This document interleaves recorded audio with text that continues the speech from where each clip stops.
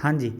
What is the importance of biodiversity. अलग अलग प्रजातियां, अलग अलग ईकोसिस्टम, अलग अलग जीन्स ਦੀਆਂ ਸਪੀਸੀਜ਼ ਅਵੇਲੇਬਲ ਹੋਣੀਆਂ ਕਿਸੇ ਏਰੀਆ ਦੇ ਵਿੱਚ, ਉਹਦੀ ਇੰਪੋਰਟੈਂਸ ਕੀ ਹੈ, ਉਹ ਕਿਉਂ ਜ਼ਿਆਦਾ ਵਧੀਆ ਹੈ ਆਪਣੇ ਅਰਥ ਦੇ ਲਈ। Biodiversity has contributed in many ways to the development of human culture, and in turn human communities have played a major role in shaping the diversity of nature at the genetic, species and ecological levels। Biodiversity ਨੇ ਬਹੁਤ ਮਤਲਬ ਤਰੀਕਿਆਂ ਦੇ ਨਾਲ contribute ਕੀਤਾ, ਠੀਕ ਹੈ, human culture ਨੂੰ ਡਿਵੈਲਪ ਕਰਨ ਦੇ ਵਿੱਚ। ਅਤੇ ਹਿਊਮਨ ਕਮਿਊਨਿਟੀ ਹੈ ਜਿਹੜੀ, ਉਹਨੇ ਕੀ ਮੇਜਰ ਰੋਲ ਪਲੇ ਕੀਤਾ ਹੈਗਾ, ਉਹਨੇ ਡਾਇਵਰਸਿਟੀ ਨੂੰ ਸ਼ੇਪ ਦਿੱਤੀ ਹੈ, ਠੀਕ ਹੈ। ਅਲੱਗ ਅਲੱਗ ਪ੍ਰਜਾਤੀਆਂ ਜਿਹੜੀਆਂ ਅੱਜ ਅਵੇਲੇਬਲ ਨੇ, ਉਹਦੇ ਵਿੱਚ ਬਹੁਤ ਵੱਡਾ ਰੋਲ ਹੈ। ਅਲੱਗ ਅਲੱਗ ਜੀਨਸ ਦੇ ਸਪੀਸੀਸ ਨੇ ਜਿਹੜੀਆਂ, ਜੈਨੇਟਿਕ ਡਾਇਵਰਸਿਟੀ ਹੈ, ਸਪੀਸੀਸ ਨੇ, ਠੀਕ ਹੈ। ਇਕੋਲੋਜੀਕਲ ਲੈਵਲਸ ਨੇ ਜਿਹੜੇ, ਉਹਨਾਂ ਨੂੰ ਸ਼ੇਪ ਦੇਣ ਦੇ ਵਿੱਚ ਹਿਊਮਨ ਕਮਿਊਨਿਟੀਜ਼ ਦਾ ਵੀ ਬਹੁਤ ਵੱਡਾ ਹੱਥ ਹੈ। Biodiversity plays the following roles: ecological, economic and scientific. ਹੁਣ ਇਹ ਜਿਹੜੇ ਰੋਲਸ ਨੇ, ਇਹਨਾਂ ਬਾਰੇ ਆਪਾਂ ਪੜ੍ਹਾਂਗੇ ਇਸ ਦੇ ਸਬ ਟੋਪਿਕ ਦੇ ਅੰਡਰ, ਠੀਕ ਆ ਵੀ। Ecological role of biodiversity: species of many kinds perform some function or other in an ecosystem. ਹੁਣ ਇੱਕ ਈਕੋਸਿਸਟਮ ਦੇ ਵਿੱਚ ਡਿਫਰੈਂਟ ਸਪੀਸੀਜ਼ ਨੇ, ਠੀਕ ਹੈ। ਅਲੱਗ ਅਲੱਗ ਪ੍ਰਜਾਤੀਆਂ ਦੇ ਅਲੱਗ ਅਲੱਗ ਫੰਕਸ਼ਨ ਹੁੰਦੇ ਨੇ ਇੱਕ ਈਕੋਸਿਸਟਮ ਦੇ ਵਿੱਚ। Nothing in an ecosystem evolves and sustains without any reason.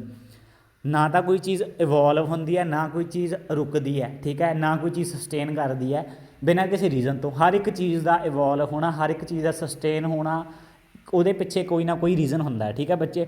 That means every organism besides extracting its needs also contributes something or useful to other organism. ਇਹਦਾ ਮਤਲਬ ਇਹ ਹੈ ਵੀ ਹਰ ਇੱਕ ਔਰਗਨਿਜ਼ਮ ਆਪਣੀਆਂ ਲੋੜਾਂ ਪੂਰੀਆਂ ਕਰਨ ਤੋਂ ਇਲਾਵਾ, ਠੀਕ ਹੈ, ਜ਼ਰੂਰਤਾਂ ਪੂਰੀਆਂ ਕਰਨ ਤੋਂ ਇਲਾਵਾ ਹੋਰ ਬਹੁਤ ਸਾਰੀਆਂ ਚੀਜ਼ਾਂ ਨੇ ਜਿਹੜੀਆਂ ਆਪਣੇ ਇਕੋਸਿਸਟਮ ਨੂੰ ਕੰਟਰੀਬਿਊਟ ਕਰਦੀਆਂ ਨੇ। ਚੀਜ਼ਾਂ ਮਤਲਬ ਯੂਜ਼ਫੁਲ ਨੇ ਆਪਣੇ ਹੋਰ ਬਾਕੀ ਸਾਰੀਆਂ ਔਰਗਨਿਜ਼ਮਸ ਦੇ ਲਈ। Can you think of the way we humans contribute to the sustenance of the ecosystem. ਆਪਾਂ ਕੀ ਕੰਟਰੀਬਿਊਟ ਕਰਦੇ ਹਾਂ, ਹਿਊਮਨ ਬੀਇੰਗਸ ਕਿਹੜੇ ਕਿਹੜੇ ਤਰੀਕੇ ਨਾਲ ਕੰਟਰੀਬਿਊਟ ਕਰਦੇ ਨੇ, ਕੋਈ ਫਾਇਦਾ ਕੀ ਹੈ ਹਿਊਮਨ ਬੀਇੰਗਸ ਦਾ ਆਪਣੇ ਈਕੋਸਿਸਟਮ ਨੂੰ। ਇੱਕ ਮਿੰਟ ਵੀ students. Species capture and store energy, produce and decompose organic materials, help to cycle water and nutrients throughout the ecosystem। ਅਲੱਗ ਅਲੱਗ ਪ੍ਰਜਾਤੀਆਂ ਜਿਹੜੀ ਸਪੀਸੀਜ਼ ਹੁੰਦੀਆਂ ਨੇ, ਠੀਕ ਹੈ, ਉਹ ਕੈਪਚਰ ਕਰਦੀਆਂ ਨੇ, ਐਨਰਜੀ ਨੂੰ ਸਟੋਰ ਕਰਦੀਆਂ ਨੇ। ਵਾਟਰ ਸਾਈਕਲ ਆ ਜਿਹੜਾ, ਉਹ ਇਹਨਾਂ ਦੀ ਵਜ੍ਹਾ ਕਰਕੇ ਚੱਲਦਾ। ਐਂਡ ਨਿਊਟਰੀਐਂਟਸ ਜਿਹੜਾ ਆਪਣੇ ਇਕੋਸਿਸਟਮ ਦੇ ਵਿੱਚ ਉਹਦਾ ਸਰਕਲ ਹੈ, ਉਹ ਸਾਰਾ ਕੁਛ ਚੱਲਦਾ। Fix atmospheric gases and help regulate the climate. Atmospheric gases ਦੀ ਫਿਕਸੇਸ਼ਨ, ਠੀਕ ਹੈ, ਆਪਣੇ ਕਲਾਈਮੇਟ ਨੂੰ ਰੈਗੂਲੇਟ ਕਰਨਾ, ਇਹ ਸਾਰਾ ਕੁਛ ਅਲੱਗ ਅਲੱਗ ਸਪੀਸੀਜ਼ ਦੀ ਵਜ੍ਹਾ ਕਰਕੇ ਚੱਲਦਾ ਹੈ। These functions are important for ecosystem function and human survival. ਇਹ ਸਾਰੇ ਫੰਕਸ਼ਨਸ ਨੇ ਜਿਹੜੇ, ਠੀਕ ਹੈ, ਇਹ ਸਾਰੇ ਇਕੋਸਿਸਟਮ ਨੂੰ ਸਰਵਾਈਵ ਕਰਕੇ ਰੱਖਦੇ ਨੇ, ਇਕੋਸਿਸਟਮ ਦੇ ਵਿੱਚ ਹਿਊਮਨ ਨੂੰ ਵੀ ਸਰਵਾਈਵ ਕਰਕੇ ਰੱਖਦੇ ਨੇ, ਠੀਕ ਹੈ। ਮਤਲਬ ਹਿਊਮਨ ਬੀਇੰਗਸ ਦਾ ਜਿਹੜਾ ਸਰਵਾਈਵਲ ਹੈ ਉਹ ਇਹਨਾਂ ਸਾਰੇ ਸਪੀਸੀਜ਼ ਦੇ ਫੰਕਸ਼ਨਸ ਦੇ ਉੱਤੇ ਡਿਪੈਂਡ ਕਰਦਾ। The more diverse an ecosystem, better are the chances for the species to survive through adversities and attacks, and consequently is more productive। ਜਿੰਨਾ ਡਾਈਵਰਸਿਟੀ ਇਕੋਸਿਸਟਮ ਦੇ ਵਿੱਚ ਹੋਊਗੀ, ਜਿੰਨੀ ਜ਼ਿਆਦਾ ਵਿਭਿੰਨਤਾ, ਜਿੰਨੀਆਂ ਅਲੱਗ ਅਲੱਗ ਪ੍ਰਜਾਤੀਆਂ, ਜਿੰਨੇ ਅਲੱਗ ਅਲੱਗ ਜੀਨਸ, ਜਿੰਨੇ ਅਲੱਗ ਅਲੱਗ ਇਕੋਸਿਸਟਮਸ ਆਪਣੇ ਇਕੋਸਿਸਟਮ ਦੇ ਵਿੱਚ ਇਨਕਲੂਡ ਹੋਣਗੇ, ਠੀਕ ਹੈ, ਮਤਲਬ ਐਗਜ਼ਿਸਟ ਕਰਨਗੇ, ਉਨੀ ਜ਼ਿਆਦਾ ਚਾਂਸ ਹੋਣਗੇ ਕਿ ਅਲੱਗ ਅਲੱਗ ਸਪੀਸੀਜ਼ ਸਰਵਾਈਵ ਕਰ ਸਕਣਗੀਆਂ ਅਤੇ ਅਲੱਗ ਅਲੱਗ ਚੇਂਜਿਸ ਨੂੰ ਸਰਵਾਈਵ ਕਰ ਸਕਦੇ, ਮਤਲਬ ਉਹਨਾਂ ਨਾਲ ਮੁਕਾਬਲਾ ਕਰ ਸਕਦੇ। ਮੰਨ ਲਓ ਜ਼ਿਆਦਾ ਗਰਮੀ ਹੋ ਜਾਂਦੀ ਹੈ, ਠੀਕ ਹੈ, ਤਾਂ ਜ਼ਿਆਦਾ ਸਪੀਸੀਜ਼ ਉਹਦੇ ਨਾਲ ਕੀ ਕਹਿ ਲਓ ਵੀ ਸਰਵਾਈਵ ਕਰ ਸਕਦੇ ਨੇ, ਜੇ ਜ਼ਿਆਦਾ ਡਾਈਵਰਸਿਟੀ ਹੋਊਗੀ ਆਪਣੇ ਇਕੋਸਿਸਟਮ ਦੇ ਵਿੱਚ। Hence the loss of species would decrease the ability of the system to maintain itself. Loss of species ਕੀ ਹੋਊਗਾ, ਮਤਲਬ ਜੇ ਸਪੀਸੀਜ਼ ਦਾ ਖਾਤਮ ਹੋਣ ਲੱਗ ਗਿਆ, ਠੀਕ ਹੈ, ਡਿਫਰੈਂਟ ਸਪੀਸੀਜ਼ ਦਾ ਖਾਤਮਾ ਹੋਣ ਲੱਗ ਗਿਆ, ਆਪਣੇ ਇਕੋਸਿਸਟਮ ਦੇ ਵਿੱਚੋਂ ਘਟਣ ਲੱਗ ਗਈਆਂ, ਉਹਦੇ ਨਾਲ ਕੀ ਹੋਊਗਾ, ਆਪਣੇ ਇਕੋਸਿਸਟਮ ਦੀ ਜਿਹੜੀ ਐਬਿਲਿਟੀ ਹੋਊਗੀ ਆਪਣੇ ਆਪ ਨੂੰ ਮੇਨਟੇਨ ਨਹੀਂ ਕਰ ਸਕਦਾ, ਕਿਉਂਕਿ ਉਹਦੇ ਬਹੁਤ ਸਾਰੇ ਫੰਕਸ਼ਨਸ ਇੱਦਾਂ ਦੇ ਨੇ ਜਿਹੜੇ ਆਪਣੇ ਇਕੋਸਿਸਟਮ ਨੂੰ ਰੈਗੂਲੇਟ ਕਰਦੇ ਨੇ, ਮੇਨਟੇਨ ਕਰਦੇ ਨੇ, ਜਿਹਦੀ ਵਜ੍ਹਾ ਕਰਕੇ ਅਲੱਗ ਅਲੱਗ ਪ੍ਰਜਾਤੀਆਂ ਜਿਹੜੀਆਂ ਨੇ ਇੱਥੇ ਸਰਵਾਈਵ ਕਰ ਪਾਉਂਦੀਆਂ ਨੇ। Just like a species with a high genetic diversity, an ecosystem with high biodiversity may have greater chance of adapting to environmental change। ਹੁਣ ਉਹ ਸਪੀਸੀਸ ਜਿਹਦੇ ਵਿੱਚ ਬਹੁਤ ਸਾਰੇ ਜੀਨਸ ਦਾ ਡਾਈਵਰਸਿਟੀ ਅਵੇਲੇਬਲ ਹੈ, ਠੀਕ ਹੈ, ਜੈਨੇਟਿਕ ਡਾਈਵਰਸਿਟੀ ਅਵੇਲੇਬਲ ਹੈ, ਉਹ ਆਪਣੇ ਇਕੋਸਿਸਟਮ ਦੇ ਵਿੱਚ ਕੀ ਹੋਊਗਾ, ਜਿਹਦੇ ਵਿੱਚ ਹਾਈ ਬਾਇਓਡਾਈਵਰਸਿਟੀ ਹੋਊਗੀ, ਉਹਦੇ ਵਿੱਚ ਮਤਲਬ ਉਹਦੇ ਗ੍ਰੇਟਰ ਚਾਂਸਿਸ ਹੋਣਗੇ ਕਿ ਉਹ ਸਰਵਾਈਵ ਕਰ ਸਕਦਾ ਹੈ ਜਦੋਂ ਇਨਵਾਇਰਮੈਂਟਲ ਚੈਲੰਜਸ ਜਾਂ ਚੇਂਜਸ ਆਉਂਦੇ ਨੇ, ਠੀਕ ਹੈ। ਮੰਨ ਲਓ ਜ਼ਿਆਦਾ ਠੰਡਾ ਮੌਸਮ ਹੋ ਗਿਆ, ਜ਼ਿਆਦਾ ਗਰਮ ਮੌਸਮ ਹੋ ਗਿਆ, ਤਾਂ ਉਹਦੇ ਵਿੱਚ ਕੀ ਹੋਊਗਾ, ਦੇਖੋ ਇੱਦਾਂ ਹੁੰਦਾ, ਠੀਕ ਹੈ। ਮੰਨ ਲਓ ਬਹੁਤ ਜ਼ਿਆਦਾ ਠੰਡਾ ਮੌਸਮ ਆ ਗਿਆ, ਤਾਂ ਮੰਨ ਲਓ ਹਿਊਮਨ ਬੀਇੰਗਸ ਹੀ ਨੇ, ਠੀਕ ਹੈ। ਹਿਊਮਨ ਬੀਇੰਗਸ ਕੁਛ ਇੱਦਾਂ ਦੇ ਜੀਨਸ ਹੁੰਦੇ ਨੇ ਉਹਨਾਂ ਦੇ ਵਿੱਚ, ਜਿਹੜੇ ਕੁਛ ਜੀਨਸ ਵਾਲੇ ਤਾਂ ਸਰਵਾਈਵ ਕਰ ਜਾਣਗੇ, ਕੁਛ ਜੀਨਸ ਵਾਲੇ ਨਹੀਂ ਸਰਵਾਈਵ ਕਰ ਸਕਦੇ। ਪਰ ਮੰਨ ਲਓ ਜਿਹੜੇ ਸਰਵਾਈਵ ਕਰ ਗਏ ਉਹਨਾਂ ਦੀ ਵਜ੍ਹਾ ਕਰਕੇ ਉਹ ਸਪੀਸੀਜ਼ ਤਾਂ ਬਚੀ ਰਹੂਗੀ ਨਾ। ਇਹਦਾ ਮਤਲਬ ਉਹ ਹਿਊਮਨ ਬੀਇੰਗਸ ਦੀ ਜਿਹੜੀ ਸਪੀਸੀਜ਼ ਆ ਉਹ ਬਚੀ ਹੋਈ ਹੈ, ਕਿਹਦੇ ਕਰਕੇ, ਕਿਉਂਕਿ ਉਹ ਇਨਵਾਇਰਮੈਂਟਲ ਜਿਹੜੀਆਂ ਚੇਂਜਸ ਨੇ ਉਹਨਾਂ ਨੂੰ ਸਰਵਾਈਵ ਕਰ ਸਕਦੇ ਨੇ, ਠੀਕ ਹੈ ਵੀ। In other words the more the variety of species in an ecosystem the more stable the ecosystem is likely to be. So ਆਪਾਂ ਹੋਰ ਸ਼ਬਦਾਂ ਦੇ ਵਿੱਚ ਕੀ ਕਹਿ ਸਕਦੇ ਹਾਂ ਕਿ ਜਿੰਨੀਆਂ ਸਪੀਸੀਜ਼ ਦੇ ਵਿੱਚ ਵੈਰਾਈਟੀ ਅਵੇਲੇਬਲ ਹੋਊਗੀ ਓਨੀ ਜ਼ਿਆਦਾ ਮਤਲਬ ਕੀ ਹੋਊਗਾ, ਆਪਣਾ ਜਿਹੜਾ ਇਕੋਸਿਸਟਮ ਹੈ ਉਹ ਹੋਰ ਜ਼ਿਆਦਾ ਸਟੇਬਲ ਹੋਊਗਾ, ਜਿਹਦੀ ਵਜ੍ਹਾ ਕਰਕੇ ਅਲੱਗ-ਅਲੱਗ ਸਪੀਸੀਜ਼ ਦਾ ਇੱਥੇ ਸਰਵਾਈਵ ਹੋਣਾ ਪੋਸੀਬਲ ਹੈ। ਨੈਕਸਟ ਪੜ੍ਹਦੇ ਹਾਂ, ਇਕਨੋਮਿਕ ਰੋਲ ਕੀ ਹੈ। For all humans biodiversity is an important resource in their day to day life. ਆਪਣੇ ਲਈ ਹੈ ਨਾ, ਇਨਸਾਨਾਂ ਲਈ ਬਾਇਓਡਾਈਵਰਸਿਟੀ ਬਹੁਤ ਵੱਡਾ ਰਿਸੋਰਸ ਹੈ ਆਪਣੇ ਲਈ, ਆਪਣੀ ਡੇਲੀ ਲਾਈਫ ਦੇ ਵਿੱਚ। One important part of the biodiversity is crop diversity which is also called agro biodiversity. ਆਪਣੇ ਲਈ ਸਭ ਤੋਂ ਵੱਡਾ ਪਾਰਟ ਕੀ ਹੈ ਬਾਇਓਡਾਈਵਰਸਿਟੀ ਦਾ, ਕਿਉਂਕਿ ਆਪਾਂ ਉਸ ਚੀਜ਼ ਦੇ ਉੱਤੇ ਸਰਵਾਈਵ ਕਰਦੇ ਹਾਂ, ਆਪਣੇ ਲਈ ਹੈਗਾ ਕ੍ਰੌਪ ਡਾਈਵਰਸਿਟੀ, ਜਿਹਨੂੰ ਆਪਾਂ ਐਗਰੋ ਬਾਇਓਡਾਈਵਰਸਿਟੀ ਵੀ ਕਹਿੰਦੇ ਹਾਂ।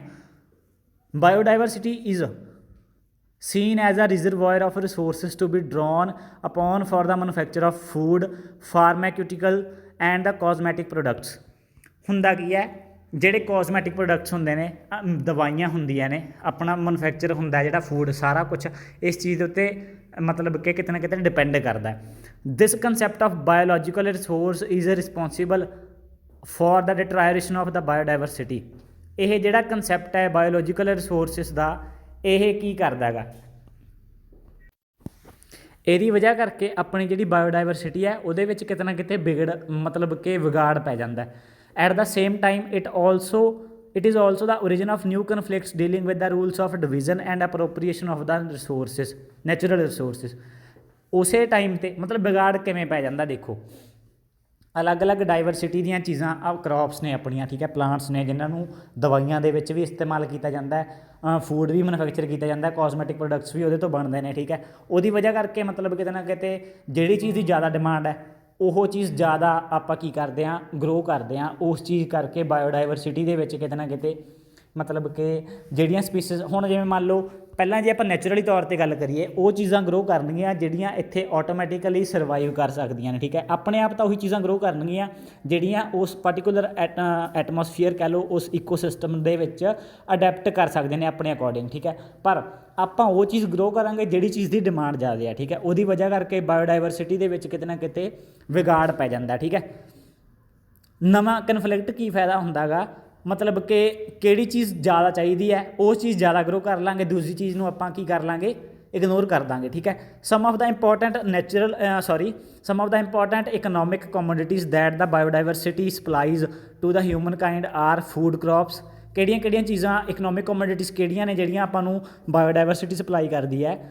Food crops, live stock, forest, fish, medicinal resource et cetera. ਇਹ ਸਾਰਾ ਕੁਛ ਆਪਾਂ ਨੂੰ ਬਾਇਓਡਾਈਵਰਸਿਟੀ ਤੋਂ ਮਿਲਦਾ ਹੈਗਾ, ਠੀਕ ਹੈ। ਜੇ ਅਲੱਗ-ਅਲੱਗ ਪ੍ਰਕਾਰ ਦੀਆਂ ਸਪੀਸੀਜ਼ ਇੱਥੇ ਐਗਜ਼ਿਸਟ ਕਰਦੀਆਂ ਨੇ according to temperature, according to environmental changes, ਠੀਕ ਹੈ, ਤਾਂ ਉਹਦੇ ਤੋਂ ਆਪਾਂ ਨੂੰ ਇਹ ਸਾਰੀਆਂ ਚੀਜ਼ਾਂ ਇਕਨੋਮਿਕ ਤੌਰ 'ਤੇ ਆਪਣੀ ਹੈਲਪ ਕਰਦੀਆਂ ਨੇ, ਠੀਕ ਹੈ ਵੀ। ਨੈਕਸਟ ਪੜ੍ਹਦੇ ਆਪਾਂ scientific role of biodiversity. Biodiversity is important because each species can give us some clue as how life evolved and will continue to evolve। ਹੁਣ ਆਪਾਂ ਨੂੰ ਅੱਜ ਜਿਹੜੀਆਂ ਚੀਜ਼ਾਂ ਐਗਜ਼ਿਸਟ ਕਰਦੀਆਂ ਨੇ ਉਹ ਆਪਾਂ ਨੂੰ ਇੱਕ ਆਈਡੀਆ ਦਿੰਦੀਆਂ ਨੇ ਵੀ ਕਿਵੇਂ ਜਿਹੜੀ ਲਾਈਫ ਹੈ ਇਵੋਲਵ ਹੋਈ, ਕਿਵੇਂ ਮਤਲਬ ਧਰਤੀ ਦੇ ਉੱਤੇ ਲਾਈਫ ਪੋਸੀਬਲ ਹੋਈ, ਅਤੇ ਕਿਵੇਂ ਡਿਫਰੈਂਟ ਥਿੰਗਸ ਨੇ ਜਿਹੜੀਆਂ ਲਿਵਿੰਗ ਆਰਗੈਨਿਜ਼ਮਸ ਨੇ ਉਹ ਇੱਥੇ ਆ ਕੇ ਅੱਗੇ ਉਹ ਇਵੋਲਵ ਹੋਏ, ਠੀਕ ਹੈ ਵੀ। Biodiversity also helps in understanding how life functions and the role of each species in sustaining ecosystems of which we are also a species। ਹੁਣ ਇੱਕ ਹੋਰ ਚੀਜ਼ ਹੈ ਜਿਹੜੀ ਬਾਇਓਡਾਇਵਰਸਿਟੀ ਹੈਲਪ ਕਰਦਾ ਆਪਾਂ ਨੂੰ ਸਮਝਣ ਦੇ ਵਿੱਚ ਕਿ ਕਿਵੇਂ ਆਪਣੀ ਲਾਈਫ ਦੇ ਫੰਕਸ਼ਨਸ ਕਿਵੇਂ ਇੱਥੇ ਹੈਪਨ ਹੁੰਦੇ ਨੇ।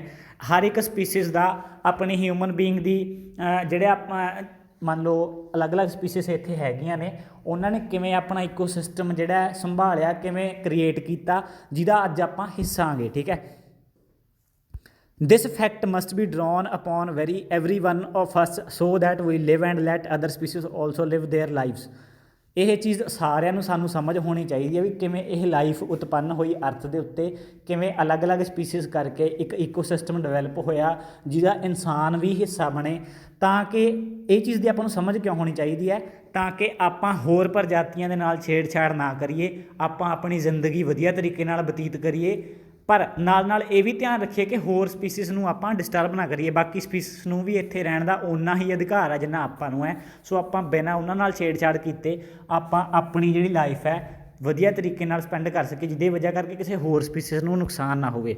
It is our ethical responsibility to consider that each and every species along with us have an intrinsic right to exist. ਇਹ ਆਪਣੀ ਆਪਾਂ ਕਹਿ ਦਈਏ ਵੀ ਰਿਸਪੋਂਸੀਬਿਲਿਟੀ ਹੈ, ਆਪਣੀ ਜ਼ਿੰਮੇਦਾਰੀ ਹੈ। ਠੀਕ ਹੈ, ਕਿ ਆਪਾਂ ਨੂੰ ਇਹ ਸਾਰਿਆਂ ਨੂੰ ਸਮਝ ਹੋਣੀ ਜ਼ਰੂਰੀ ਹੈ ਕਿ ਹਰ ਇੱਕ ਸਪੀਸੀਜ਼ ਨੂੰ ਇੱਥੇ ਰਹਿਣ ਦਾ, ਇੱਥੇ ਐਗਜ਼ਿਸਟ ਕਰਨ ਦਾ ਓਨਾ ਹੀ ਹੱਕ ਹੈ ਜਿੰਨਾ ਸਾਨੂੰ ਹੈ। Hence it is morally wrong to voluntarily cause the extinction of any species. So ਇਹ ਚੀਜ਼ ਮਤਲਬ ਕੀ ਹੈ ਕਿ ਇੱਕ ਤਰੀਕੇ ਨਾਲ ਬਹੁਤ ਗਲਤ ਹੈ ਜੇ ਆਪਣੀ ਵਜ੍ਹਾ ਕਰਕੇ ਕੋਈ ਹੋਰ ਸਪੀਸੀਜ਼ ਐਕਸਟਿੰਕਟ ਹੁੰਦੀ ਹੈ। The level of biodiversity is a good indicator of state of our relationships with our living species. Level of biodiversity ਕੀ ਹੈ? ਇੱਕ ਵਧੀਆ ਇੰਡੀਕੇਟਰ ਹੈ, ਇੱਕ ਵਧੀਆ ਮਤਲਬ ਕਿ ਆਪਾਂ ਨੂੰ ਕਹਿ ਸਕਦੇ ਹਾਂ, ਆਪਾਂ ਨੂੰ ਚਾਨਣ ਕਰਦੀ ਹੈ ਚੀਜ਼, ਹੈ ਨਾ, ਕਿ ਆਪਣੀ ਜਿਹੜੀ ਸਟੇਟ ਆਫ ਰਿਲੇਸ਼ਨਸ਼ਿਪ ਹੈ, ਠੀਕ ਹੈ, ਬਾਕੀ ਸਾਰੀਆਂ ਸਪੀਸੀਜ਼ ਦੇ ਨਾਲ ਉਹ ਕਿੱਦਾਂ ਆਪਾਂ ਮੇਨਟੇਨ ਕਰਨੀ ਹੈ। ਆਪਾਂ ਨੂੰ ਇੰਡੀਕੇਟਰ ਹੈ ਵੀ ਹਾਂ ਤੁਸੀਂ ਆਹ ਚੀਜ਼ ਗਲਤ ਕਰ ਰਹੇ ਹੋ। ਜੇ ਬਾਇਓਡਾਇਵਰਸਿਟੀ ਦੇ ਵਿੱਚ ਕਿਤੇ ਨਾ ਕਿਤੇ ਵਿਗਾੜ ਪੈਂਦਾ ਤਾਂ ਇਨਸਾਨਾਂ ਕਰਕੇ ਪੈਂਦਾ, ਤਾਂ ਕਦੋਂ ਵੀ ਉਦੋਂ ਆਪਾਂ ਨੂੰ ਸੰਭਲਣ ਦੀ ਜ਼ਰੂਰਤ ਹੁੰਦੀ ਹੈ। In fact the concept of biodiversity is an integral part of many human cultures. ਜਿਹੜਾ ਬਾਇਓਡਾਇਵਰਸਿਟੀ ਦਾ ਕੰਸੈਪਟ ਹੈ ਅੱਜ ਆਪਣੇ ਹਿਊਮਨ ਕਲਚਰ ਦਾ ਹੀ ਇੱਕ ਹਿੱਸਾ ਹੈ। ਠੀਕ ਹੈ, ਕਿਉਂਕਿ ਜੇ ਆਪਾਂ ਇਹਨਾਂ ਨਾਲ ਛੇੜਛਾੜ ਕਰਾਂਗੇ, ਆਪਣੀ ਵਜ੍ਹਾ ਕਰਕੇ ਕੋਈ ਸਪੀਸੀਜ਼ ਐਕਸਟਿੰਕਟ ਹੁੰਦੀਆਂ ਨੇ, ਤਾਂ ਉਹਦਾ ਕਿਤੇ ਨਾ ਕਿਤੇ ਲੋਸ ਆਪਣੇ ਹਿਊਮਨ ਕਲਚਰ ਨੂੰ ਵੀ ਹੁੰਦਾ ਹੈ। ਠੀਕ ਹੈ ਬੱਚੇ, ਸੋ ਨੈਕਸਟ ਆਪਾਂ ਪੜ੍ਹਾਂਗੇ ਨੈਕਸਟ ਵੀਡੀਓ ਦੇ ਵਿੱਚ ਲੋਸ ਆਫ ਬਾਇਓਡਾਇਵਰਸਿਟੀ।